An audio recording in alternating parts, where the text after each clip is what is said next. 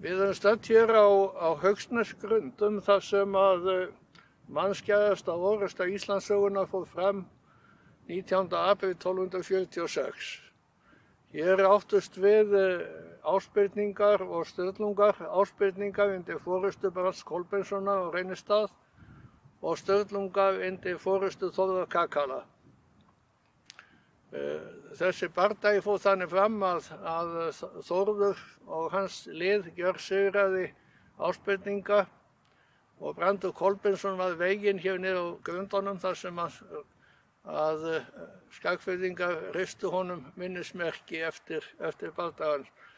Og við endurgerðum hér félagið á Sturlungaslóð, endurgerðum hér 2008.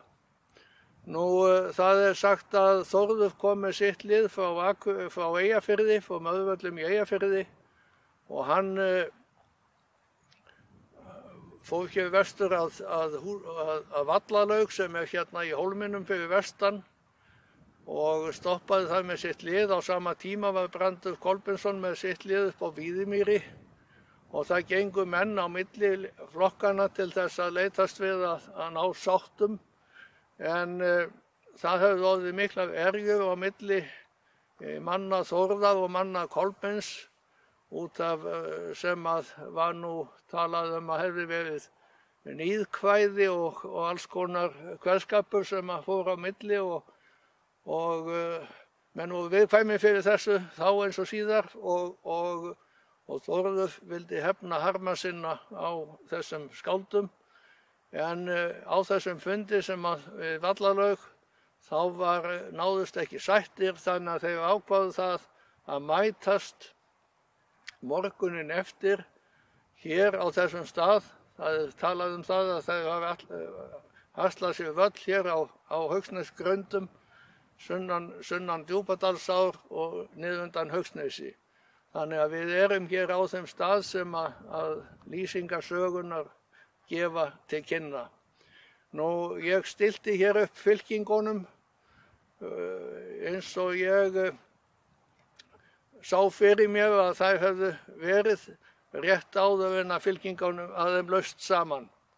Og til að útskýra það þá var sagt að Þórður hefði farið kvöldið eftir fundinum í Vallalaug, farið fram í Úlfstæði sem hérna fram í Blönduhlíðinni og ætlaði að gista þar. En líkur eru fyrir því að hann hafi farið nóttina áður en að birti og farið hér meðfram fjallinu og út hjá Litladal, hérna út að Djúpadalsánni og verið þar meðan að Brandur Kolbeinsson kom frá Víðimýri og stilti upp sínu liði hér til hægri handar. Nú, þeir vita ekkert af Þórði eiga vona á honum hér beint framan að þeir stilla upp fylkingunni eins og þeir telja líklegast að Þórður myndi að koma af því vissan kæmu þessar átt. En síðan birtist hann allt í einu með sitt lið hér upp á Haugsnesinu sem hérna fyrir ofan okkur og þar stíga menn að baki og koma hlaupandi hér niður eftir.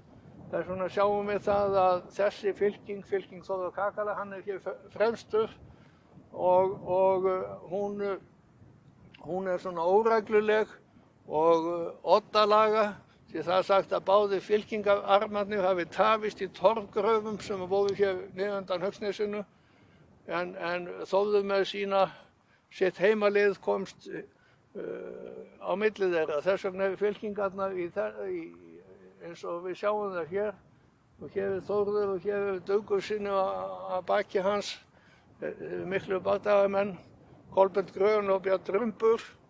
Þeir voru ekki fleiri af bræðunum hér í þessari orrustu. Nú Brandur var búinn að stilla upp sínu liði, hann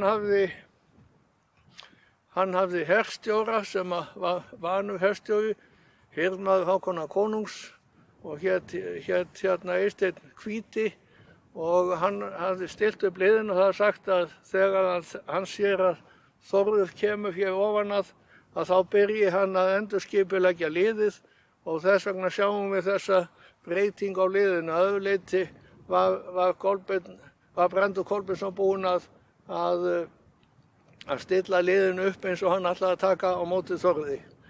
Nú lyktir þessa bardaga þær að það brást flótti í lið Brands og hann komst á hestbak.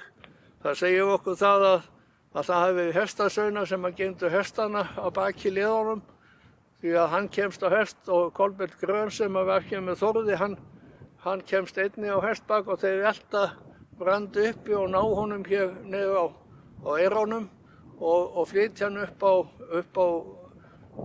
grundina þar sem hann var síðan lífláttinn, og Skagfirðingar reistu honum minnismerki sem að við endurgerðum hérna fyrir 2008.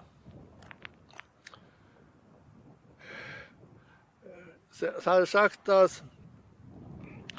þegar að Kolbeinn Grön er búinn að handtaka Brand og kemur hér upp til Þórðar og segir við Þórð að Brandur sé handtekinn, en Þórður spyr aftur á móti af hverju þeir hafi ekki drepið hann.